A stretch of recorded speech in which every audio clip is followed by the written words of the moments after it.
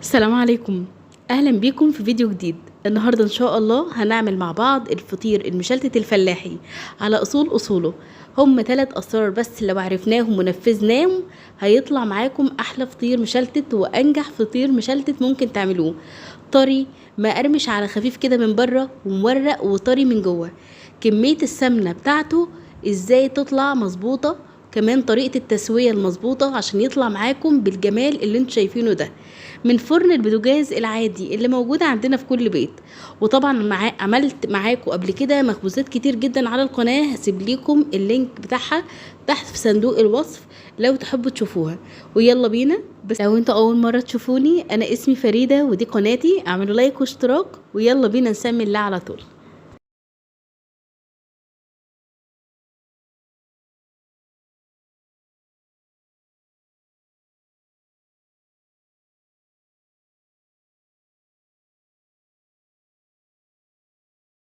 اول حاجه واهم حاجه في الفطير هو نوع الدقيق اللي هنستخدمه. مهم جدا جدا يا جماعه. الدقيق اللي بنستخدمه لازم يكون دقيق فاخر ويكون منخول عشان ناخد افضل نتيجه. لو انتم بتشتروا دقيق سايب يا ريت تعرفوا العطار او اللي انتم بتشتروا منه ان انتم هتشتغلوا بيه فطير عشان يديكوا نوعيه تكون جيده، لان ده هيفرق معانا جدا جدا في العجينه في الاخر. انا هشتغل النهارده معاكم بكيلو من الدقيق بنخله اهوت معاكم. وده مهم جدا زي ما انا قلت لكم. نوع الدقيق اللي انا استعملته كان دقيق اسمه الاطيب. النوع ده معروف ومشهور، في منه انواع برضه، في قصدي انواع تانية، في الكوثر، في بيكي بيكر، وفي الاصيل، في انواع كتير جدا يا جماعه. تمام، استعملوا النوع اللي تفضلوه، بس المهم ان هو يكون نوع جيد انتوا عارفينه دايما، ويكون عليه مكتوب عليه دقيق فاخر استخراج 72%. هنزل بعد كده بنص معلقه صغيره من الملح. وده الاساسي في الفطير المشلتت، ان احنا بنستعمل الدقيق والميه والملح. في ناس بتحط مؤخرا السكر، لكن السكر مش اساسي في الفطير المشلتت. النهارده انا هعمل الفطير المشلتت اللي هي المكونات الاساسيه بدون اي لخبطه. تمام، قلبت كده كويس جدا. نزلت عندي بكوبايتين من الميه الدافيه، نزلت بيهم كده مره واحده في الاول. انا طبعا معايا كميه الميه من كوبايتين ل3 كوبايات ونص، ده على حسب نوع العجين، لكن بنزل اول مره بكوبايتين. تمام، وعجنت كويس جدا جدا. هنا بقى بتفرق معايا انواع الدقيق، بيختلف كل نوع دقيق يا جماعه غير التاني. في انواع دقيق ممكن تاخد كوبايتين ميه، وفي انواع ممكن ياخدوا كوبايتين وزياده او كوبايتين وشويه وتلاقي العجينه لمت معاكي وبقت مظبوطه، وفي انواع تاخد اكتر من كوبايتين. تمام، انا عاوزه اقول لكم ان العجينه اللي معايا دي اخدت مني 3 كوبايات من الميه. تمام كده، بس الاول انزلوا كوبايتين وبعد كده ضيفوا بالتدريج الكوبايه الاخيره. خلاص كده. المهم ان انا هوريكم شكل العجينه المظبوطه عشان تعرفوا بعد ما تضيفوا الميه تعرفوا ملمس العجينه عامل ازاي. العجينه بتاعتنا لما بتكون مظبوطه بتاخدوا احلى فطير مشلتت. لازم العجينه تكون مطاطيه وفيها سن تلزيق شويه. تمام، هي مش بتلزق قوي بس فيها سنه بسيطه كده. لو سبتوها على سطح رخامه وجيتوا تشيلوها هتحسوا شويه ان في اثر ليها. تمام، وده اول سر معانا من اسرار الفطير. نزلت بالعجينه عندي على سطح الرخامه عشان اعجنها صح. عجينه الفطير المشلتت لازم تتعجن مش اقل من ربع ساعة، عجن متواصل لحد ما العجينة تكون معايا السطح بتاعها ناعم كده واملس بالشكل اللي انتوا هتشوفوه الوقت معايا.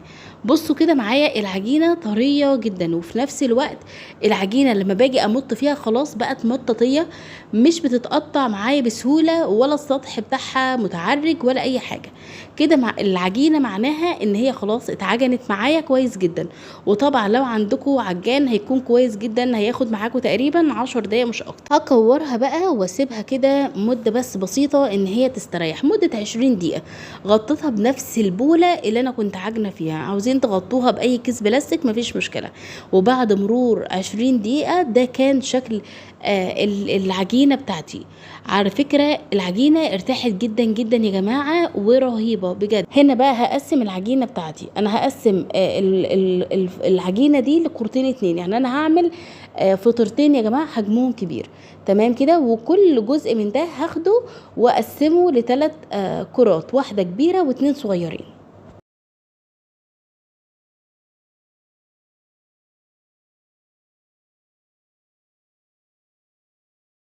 هكورهم بقى، وشايفين بيكوروا بسهولة جدا لان العجينة بتاعتي اتعجنت صح وارتاحت صح. مهم جدا في العجين بتاعة الفطير الشرقي، الفطير المشلتت، ان هي لازم ترتاح عشان تديكوا نتيجة صح يا جماعة. لو اتعجنت صح وارتاحت صح، فالعجينة هيكون السطح بتاعها زي ما انتم شايفين كده ناعم واملس، وبتتشكل معاكم بسهولة جدا. خلاص، هيكون معايا على جنب صينية اخداها كده مسحة خفيفة خالص من الزيت، وهرص عليها الكور بتاعتي دي. كل 3 كور انا حطاهم كده جنب بعض عشان اعرف ان دي كلها كل واحده فيهم فطيره. خلاص كده. وباخدهم مسحه خفيفه من على الوش كده بالزيت، وبغطيهم بكيس بلاستيك او بفوطه، واسيبهم يرتاحوا بس لمده 20 دقيقه. الفطير المشلتت لازم يرتاح في كل مرحله كويس، على الاقل 20 دقيقه يا جماعه، ده بيديكوا نتيجه افضل. هنا بقى كان معايا 300 جرام من السمنه، اي نوع سمنه انتوا حابينه. تقدروا تستعملوا نص الكميه سمنه ونصها زيت، وتقدروا تستعملوا نصها سمنه ونصها زبده، مفيش مشكله على حسب الموجود. الاصل في الفطير المشلتت ان هو بيتورق بالسمنه. قبل كده عملته معاكم على القناه وما شاء الله عجبكم الطريقه. كنت عملت ميكس ما بين السمنه وما بين الزبده. النهارده انا هعمله بالسمنه بس عشان اعرف الناس انه مش شرط يكون في زبده عشان الفطير بتاعنا يكون حلو. تمام. انا هاخد السمنه دي وهسيحها كده على البوتاجاز، ونشوف بعد كده هنعمل ايه. ما ببدأ ان انا اورق ال الكرات بتاعة الفطير المشلتت، انا ببدأ بالكور الصغيرة، لان الكور الصغيرة دي اللي هتكون طبقات جوه الكورة الكبيرة. يعني الكورة الكبيرة دي هي اللي هتضم الطبقة الكورة الصغيرة، الكورتين الصغيرين. تمام كده. باخد اول كورة صغيرة وبحطها بغطسها كده في السمنة، ولما باجي افرد العجينة انا طبعا ايدي لازم تكون على طول في كل المراحل، لازم كل شويه اعملها بسمنه. وبصراحه في الفيديو النهارده ما حبيتش خالص ان انا البس جوانتي عشان اكون بشتغل براحتي. تمام كده، لان الجوانتي بيعطل كتير يا جماعه. تمام. فطبعا كل شويه بدهن ايدي سمنه، وبفرد من جوه لبره. ده مهم جدا في الفطير المشلتت، في العجينه بتاعته. خلاص. حاولوا ان انتوا تفردوا مظبوط، ما تقعدوش تفردوا مثلا في حته اتفردت كتير وتسيبوا حته ما اتفردتش. خلاص. فانا بفرد زي ما انتم شايفين كده من جوه لبره، ولو في اطراف مثلا لسه سمكها سميك شويه بفردها برضو. المهم ان انا كل شويه لازم ابل ايدي سمنه. خلاص، ده اللي هيفرق معايا جدا. ممكن بقى تشدوا العجينه كده تدخلوا فيها هواء، وده مهم جدا يا جماعه. وهقول لكم ايه الاهم كمان، يعني هقول لكم ازاي او الهواء امتى يعني ندخله كده في الفطير عشان يورق معايا. طيب، بالنسبة بقى يا فريدة، لو الفطيرة في جزء منها اتقطع، ده مش معناه خالص ان احنا مش عجنينها كويس، احنا عجنينها حلو قوي، بس احنا ممكن نفضل نرقق في حتة احنا رققناها قوي، فطبيعي ان هي هتتقطع. وعلى فكرة الفطير بتاعكم هيطلع برضو مورق لو اتقطع. وهقول لكم ايه هو السر واحنا بنشتغل ان الفطير بتاعكم يطلع مورق حتى لو اتقطع 20 تقطيعة يا جماعة، ومش لدرجة ان انتوا تقطعوها برضو. طيب يا فريدة، لو الفطير بيتقطع زيادة عن اللزوم، تمام، وكل ما نيجي نفرد فيه يتقطع معانا، ده معناه ان هو ما اتعجنش صح وما تسابش يرتاح صح. خلاص كده. المهم ان انتوا تسيبوه يرتاح وتعجنوه كويس جدا، ولما تيجوا تفردوه تفردوا من جوه لبره زي ما انا بعمل كده. خلاص، افردوها بحيث ان انتوا لما تيجوا تحطوا ايديكوا تحت العجينه بتاعتكوا تكونوا شايفين الصوابع بتاعت ايديكوا زي ما انتوا واخدين بالكوا كده. اللون الاسود اللي موجود في سطح الرخامه بدا ان هو يظهر عندي من العجينه. انا بتكلمش على القطع يا جماعه، انا بتكلم لو انتوا بصيتوا على اي جزء سليم في العجينه هتلاقوا ان اللون الاسود من تحت العجينه باين. شايفين صوابعي لما باجي احطها؟ شايفين باينه خالص. ولما باجي افرد كده العجينه مورقه جدا يا جماعه. خلاص، فافردوا فيها على قد ما تقدر. السر بقى إنه العجينة بتاعتنا تكون أو الفطير بتاعنا يكون متورق، حتى لو اتقطع معايا، إن أنا وأنا باتني لازم أدخل هوا معايا يا جماعة. ده مهم جدا جدا، لو ما دخلتوش هوا مش هيورق معاك ولا أي حاجة. خلاص، ولما تيجوا تطبقوه طبقوه مظبوط، ما تبقاش حتة مكلكعة وحتة لا، عشان ما يبقاش مجنظر معايا من الجوانب. وبطبقها كده وبحطها على طبق أو صينية، وابدأ أعمل الكورة التانية. تمام، هسيبكم بقى تشوفوا الكورة التانية وتركزوا كده فيها.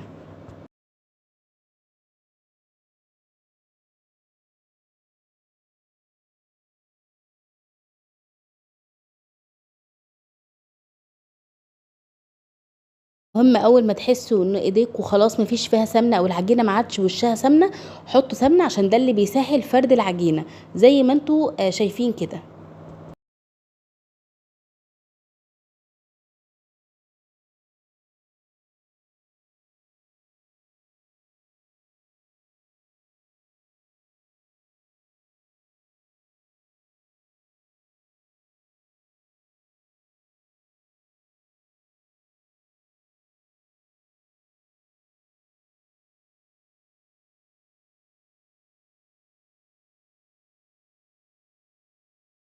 شايفين يا جماعه اللون الاسود ظاهر ازاي بتاع سطح الرخامه؟ هنا بقى بعد ما فردتها كويس، جبت الفطيره التانية اللي احنا طبقناها تمام كده.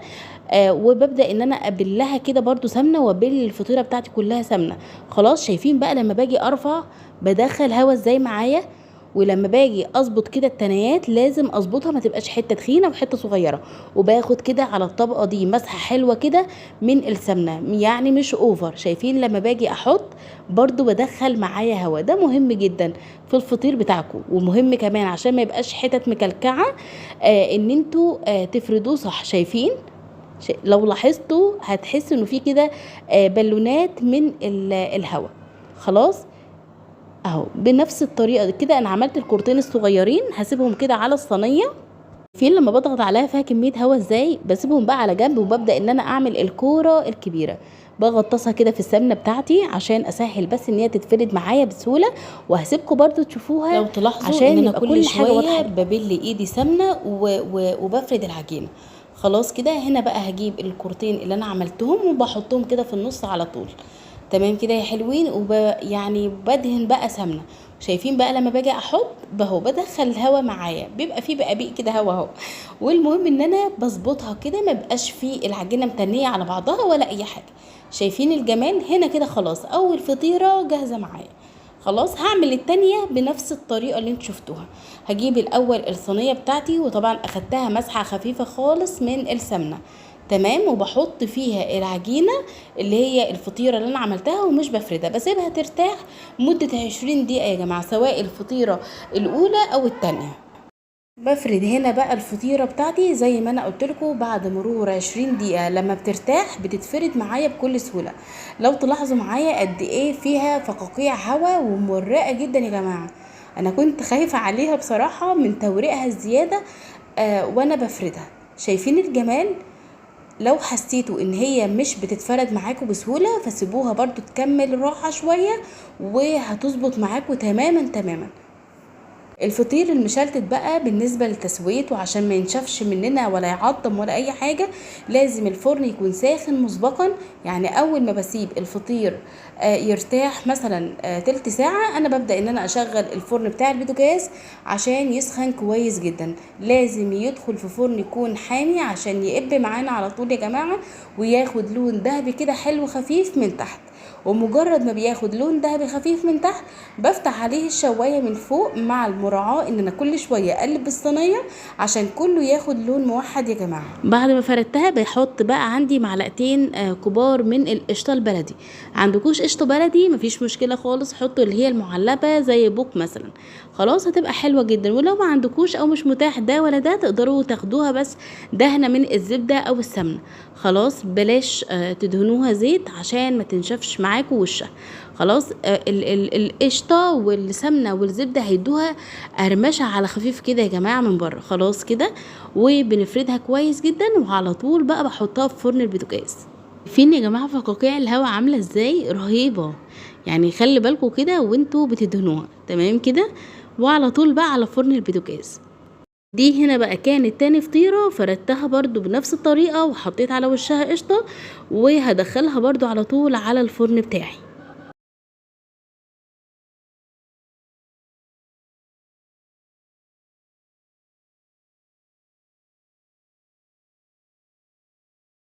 الفطير بقى بعد ما يخرج على طول من الفرن لازم اغطيه بكيس بلاستيك كده واحط عليه فوطه تقيله لمده 5 دقايق عشان يحتفظ بالطراوه بتاعته.